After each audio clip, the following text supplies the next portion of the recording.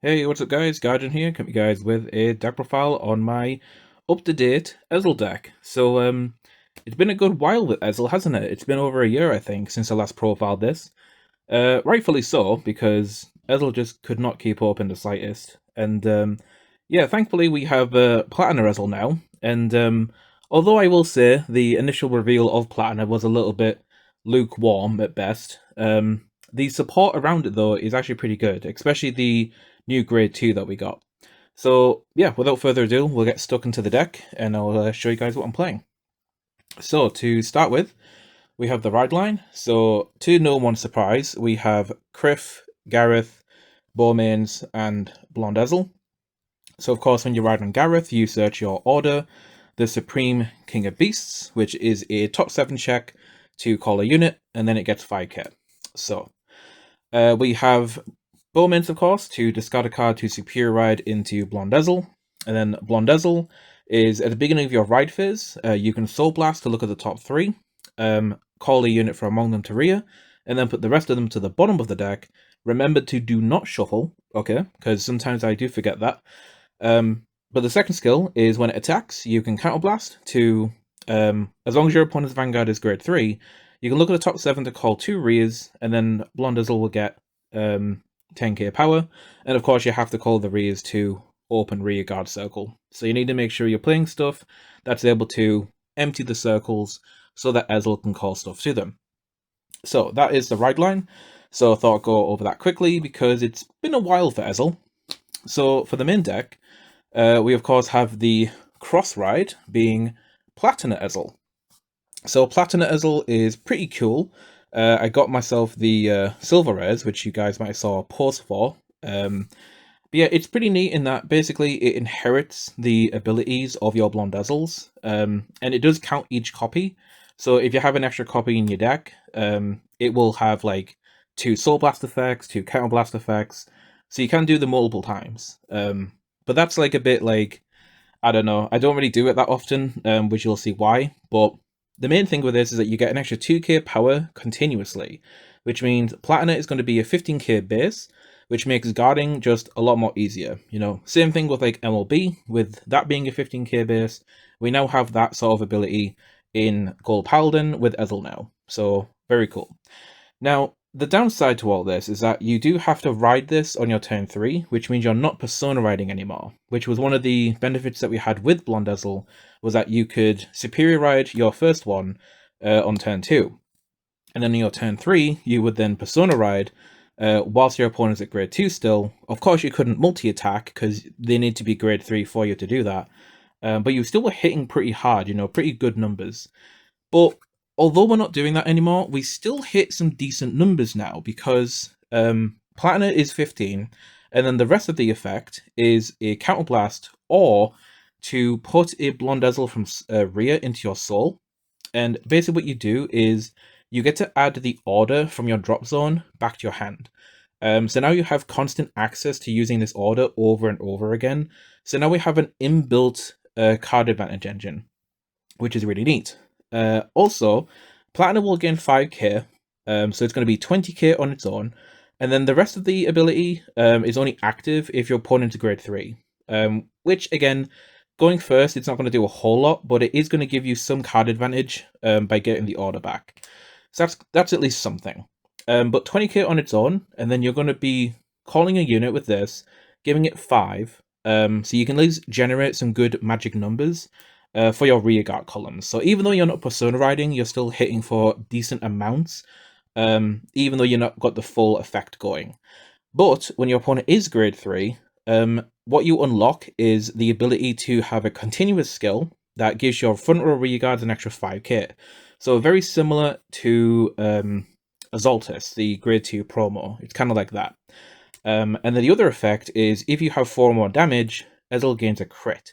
So now we have crit pressure on the Vanguard, which is really cool because we didn't have that before with the regular Blonde Ezel. So yeah. So Platina, although it's like doesn't seem like a whole lot initially, it actually does a lot for the deck. You know, it's a 15k base for defensive purposes, and it's also giving you an inbuilt card advantage engine through its Counterblast skill.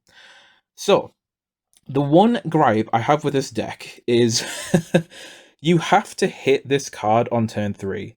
So you're effectively going back to like old Vanguard, in that you need to ride the correct grade 3 on your turn 3, because you would prefer to be cross riding now rather than persona riding. However, I do play one extra copy of Blondezel. The intention of this card was because I wanted another form to activate Platina, because you need at least 2 CB each turn, right? You need a Counterblast to activate Platina's Act ability, but then you also need a Counterblast to activate the Blonde Ezel inherited Counterblast effect to do your multi-attack. Now, that's all well and good, but what if you only have one Counterblast? Well, you have options. The first one, of course, is you can just put a Blondezel into your soul. That's fine.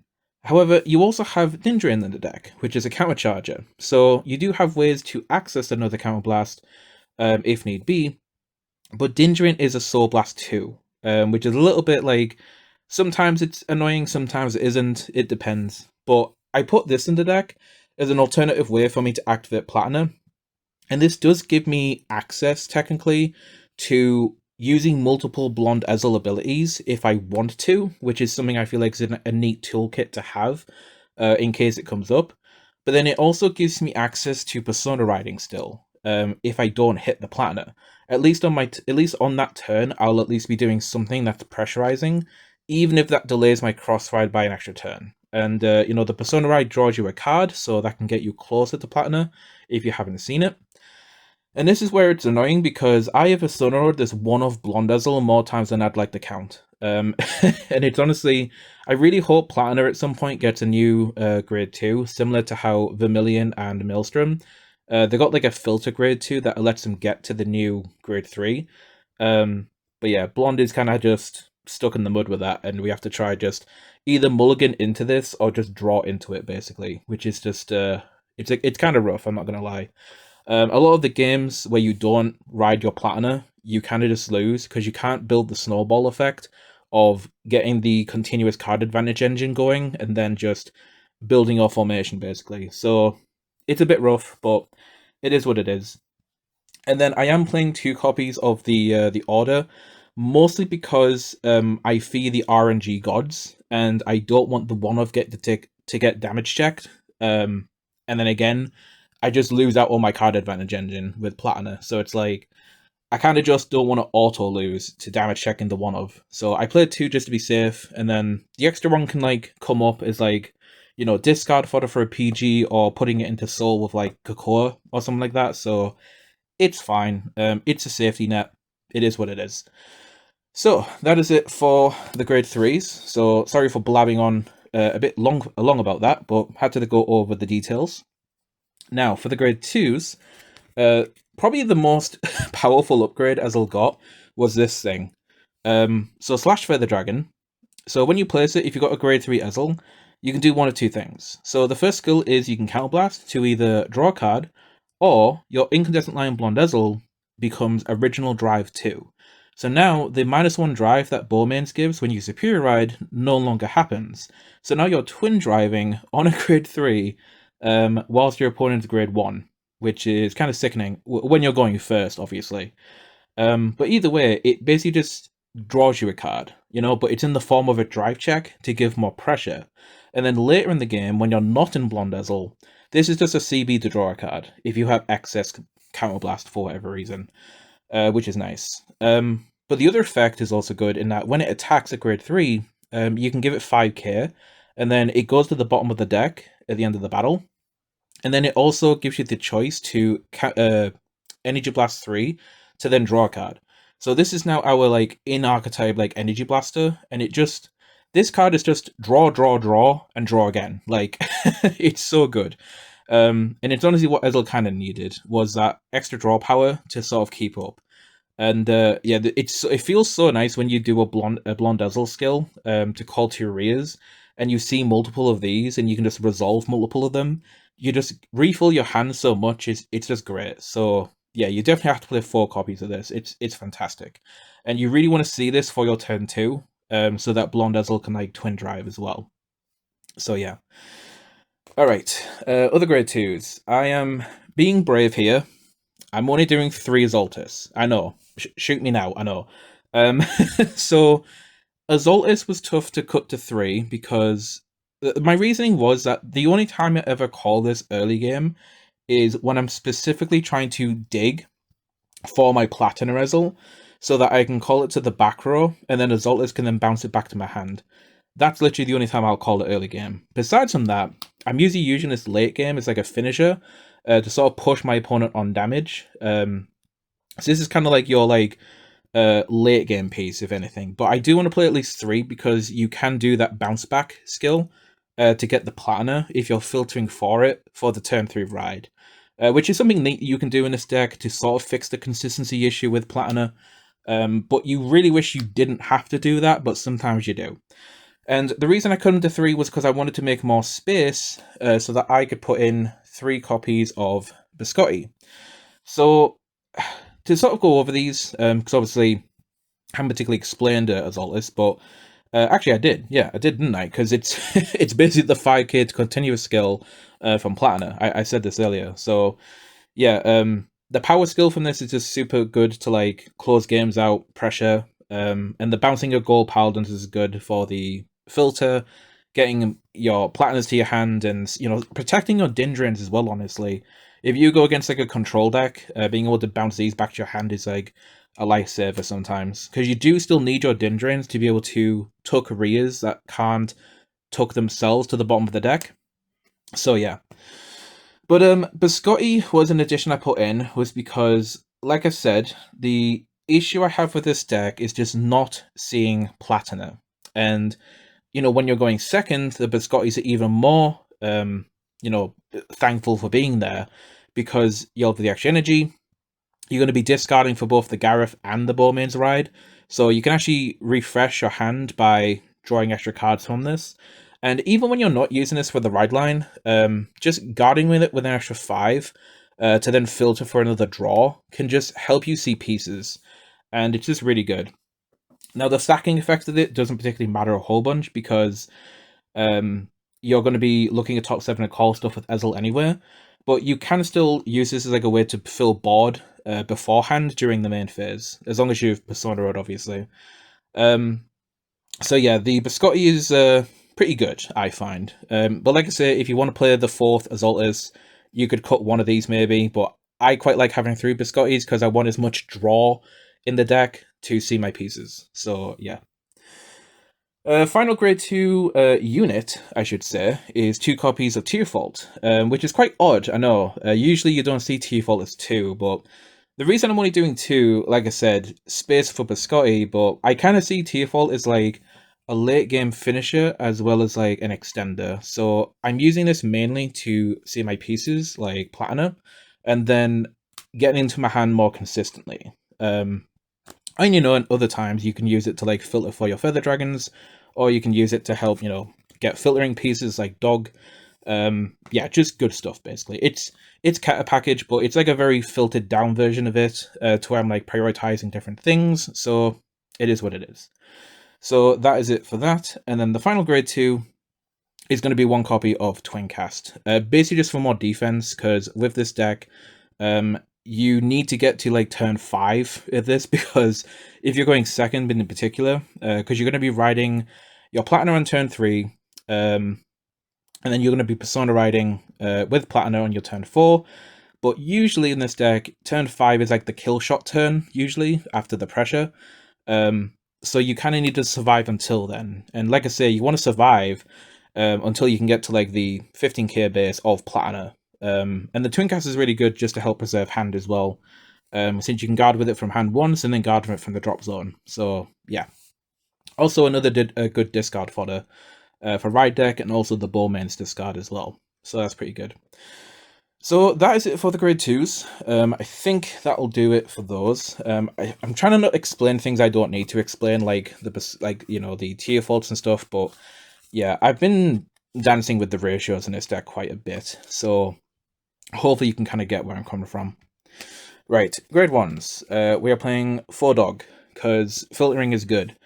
We want to see pieces. We want the early game. Other thing with this as well is that because we can now re-add the order back to our hand, with Platina. It now makes Zergion more safe in his deck because Ezel wasn't a deck that spot removed anything. So if you're going against a board heavy deck, your Zergions have a risk to not be live. But since you have access to this all the time, you can. So Zergions are always going to be activating as long as you see this.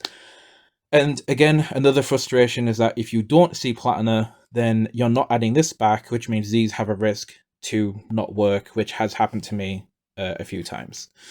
So again, I hope we get more filtering in the future. I hope we get another filtering option for this deck. Other grid ones, we are playing 3 copies of the beautiful Dindrain. Got the frame rares of those. Like I said, countercharger, mainly just so you can have access to the Platina skill at minimum, but also extra CB as well, so it's always nice to get draws on like the Feather Dragon and stuff like that. You still need this so that you can put rear guards like the Tearfolds and the Biscottis back to the bottom. Basically rear guards that don't have a way to put themselves to the bottom of the deck on their own. So yeah. Other grade 1, 3 Kakua. I won't go into what she does, because she's just a mouthful, but long story short, more soul generation, stacking potential, extra shield and power for boosting or attacking with. Really good, kind of in line with Tearfold in that regard. But the other cute thing with this card that I'll mention is, at the beginning of your ride phase, when you're calling stuff with Blonde, you can actually call a Kakua, and then whilst still in the ride phase, use this to then look at top 2, add 1 to hand. That will then give you another opportunity to then get your Platina Ezel. Again, we are down bad for riding the Platina Ezel on turn 3, so any other ways we can do so, we will do it. But I do find that a really neat interaction with the Kakua and the Blonde Ezel skill to maybe dig those extra 2 cards deep if you haven't seen Platina yet. So that is something to take note of. So yeah, 3 copies of Kakua. Then we are doing, of course, the 4 Perfect Guard, 1 Elmataria, and 3 regular Perfect Guards. So yeah, that's it for the grade 2s. Just move those over there. And then the final part of the deck, obviously, the triggers. Doing blue OT, just because it's my favourite one. Probably play red as well, but I just like blue for the crit and getting stuff back from the drop. We are playing more crits, obviously.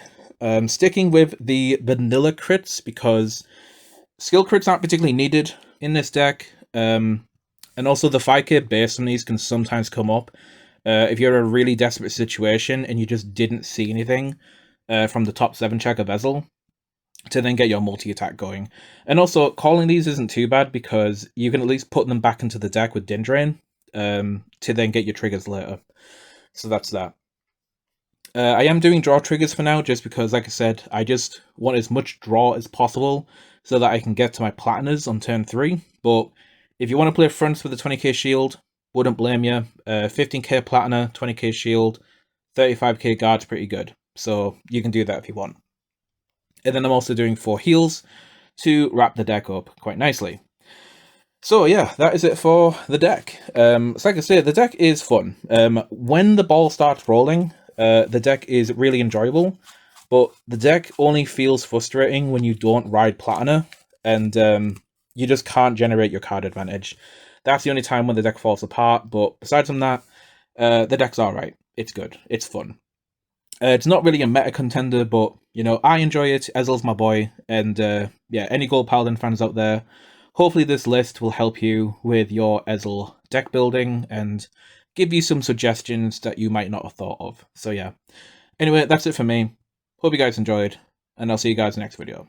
This is Guardian, signing out.